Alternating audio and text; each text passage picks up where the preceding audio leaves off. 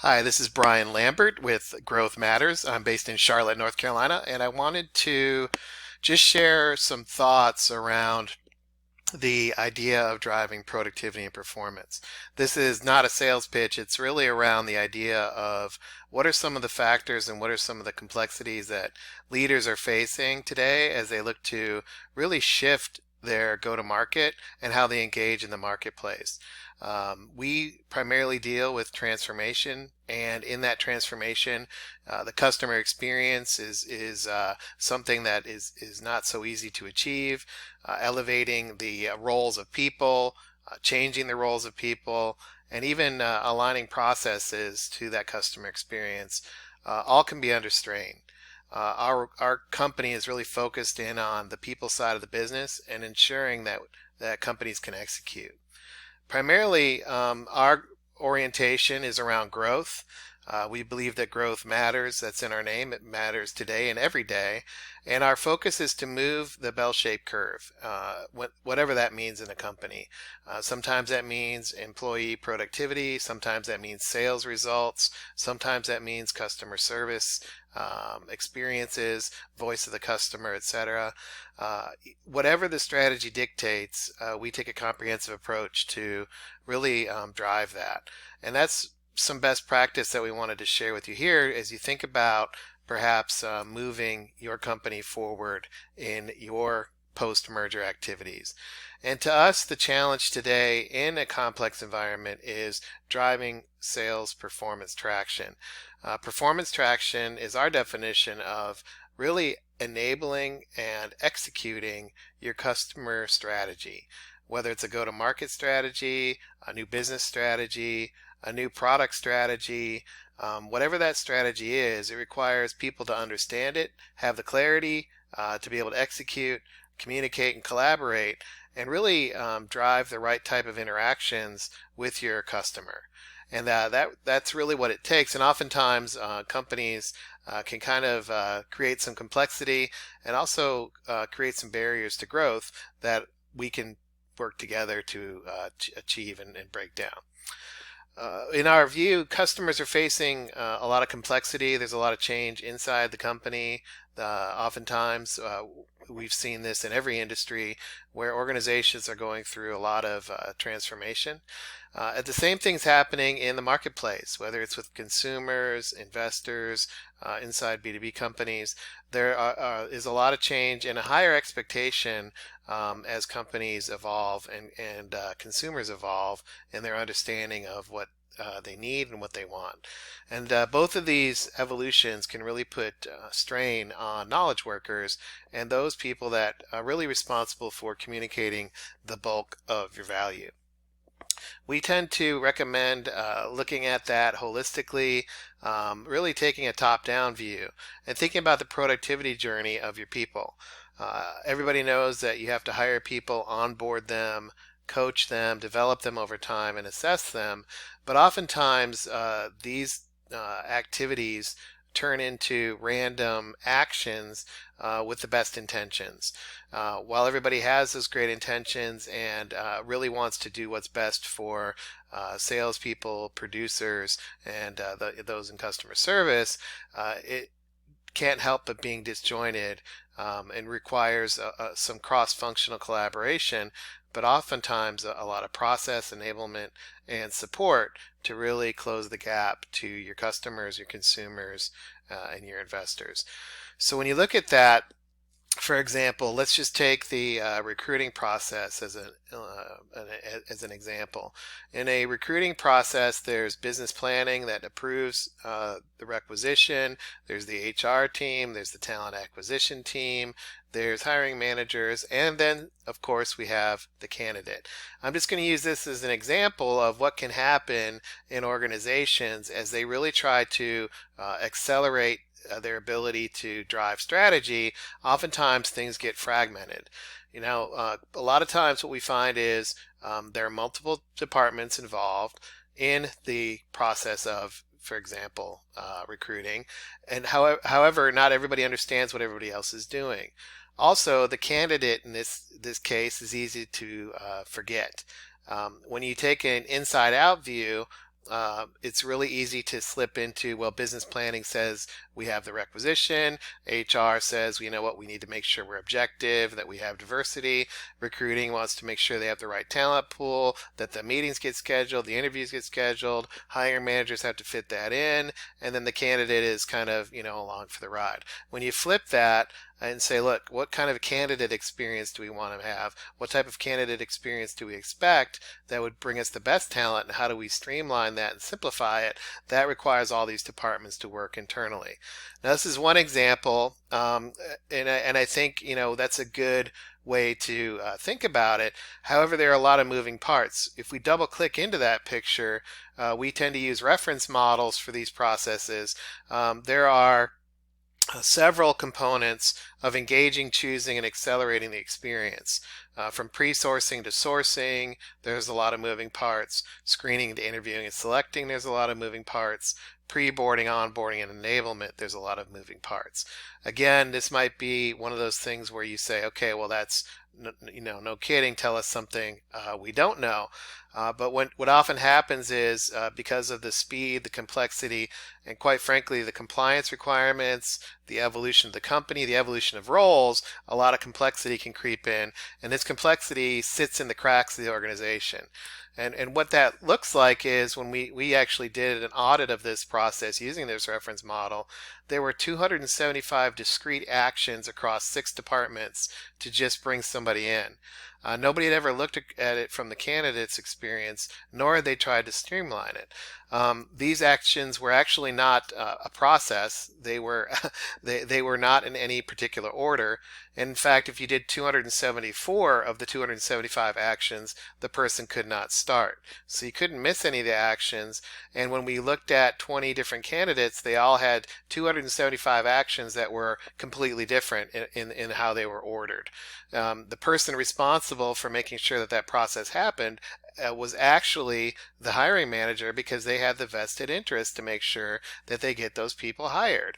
And when you start looking at how many hours they were spending to cobble together all these actions and activities, it really was time consuming. Those are expensive roles. They're spending a lot of time really being a conveyor belt across functions. And we see this over and over again because there isn't a one single owner, there is no one single department, and in fact there's multiple handoffs. HR touched it twice as a department, talent acquisition touched it twice as a department, business planning touched it twice with different approvals, and so there's no one silo at a time. It actually passes back and forth between silos, and that's what makes it difficult. And the glue and all that, or the gears and all that, was the hiring manager. So that's one example of something to look for. Now I'm just double clicked into the hiring actions, but this is our framework of all frameworks. We tend to look at productivity as an end-to-end process. I just showed you the reference model for recruiting and the hiring actions, but we have those types of models across new hire onboarding and ongoing development and reinforcement. This business process overall is very fragmented and broken in a lot of organizations. There's a lot of technology and a lot of steps, and when you look at it, there are a couple major friction points. The first is the handoff, as I just showed, from the hiring to the onboarding. Once that process of 275 actions was completed, that's really when hiring managers should start, but they're a little bit tired from all that activity. The second friction point is the handoff from onboarding to production, or handoff from onboarding to ongoing development. And the key friction point there is everybody understands when onboarding starts. For example, it's on day 1, but they're not really clear on when it ends. And arbitrarily defining it as a calendar is not how hiring managers define onboarding. They tend to think of it in terms of productivity, not as a calendar item. So when you look at this process end to end, no one silo can deliver that value alone. Managers have to be involved in that, but oftentimes are not properly involved and engaged in when defining requirements, when equipping them to actually be successful in this process. And then the role of management across these functions and departments isn't clear. What's the role of training, hiring managers, second line managers, business planning, etc. And that really can create some challenges in the overall relationship between managers and their producers, as well as create friction internally inside the organization. So when you look at the overall process, one of the things that we recommend is having a vision for what you want to achieve in your productivity journey. What's your vision for this hire to retire process? And then what are the principles that would drive it? For example, how relevant should it be to your investors and to your customers? What's the voice of the customer in your talent acquisition profile? What's the voice of customer in your onboarding process? We've actually audited or looked at new hire training content and found that only 10% of that content is often aligned to customers. Most of the content is about product or your company, not about customers, for example. And if your strategy, your business strategy is about being more customer centric, that type of tone isn't aligned in your onboarding. Then from a vision and principles perspective, taking a look at it, what's the process piece?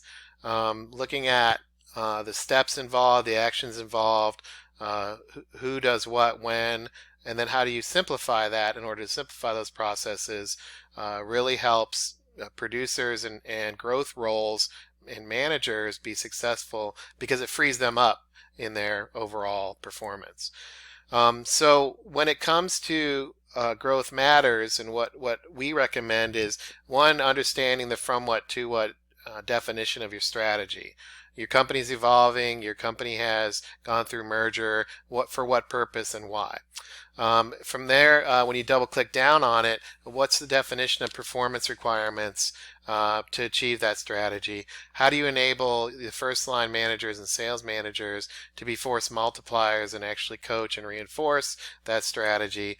How do you equip salespeople to have the right kind of conversations with the right type of customers? How do you modernize the roles of content creation and content production? These creative roles that are responsible for fueling conversations, and also the roles that are interacting with customers. We find oftentimes that those roles have not been updated, and the profiles have not been updated, and sometimes as long as 15 years. They certainly haven't been updated since, in many cases, the new merger or new product rollout or new acquisition. So understanding that, not with a rearview mirror look, but a forward-leaning, what's the future state of that role? Oops, sorry about that. What's the future state of that role? That's important. And then simplifying the workflows. As I just mentioned, these reference models are important, but also simplifying the creative work in building content to decrease friction, get the approvals right, to improve the quality, and to make content more usable to the field. That oftentimes requires a cross-functional view and almost an assembly line view of management. And then running enablement as a business within a business to actually support the onboarding, ongoing development, assessment requirements, and support of not only the producers, but of the managers who are supporting them, and running that as a business within a business. So these are best practices that we see. Now, this might seem like a lot, and the question then becomes, where do we go from here? This is what we've seen work. Obviously, no one company can take on all of that at one time. The key is to find out where to start. Some examples of companies that have defined and taken an approach at driving performance traction. We've had experience in working with companies like Sheetz, which is a gas station actually that wants to be a quick serve restaurant here in the Southeast.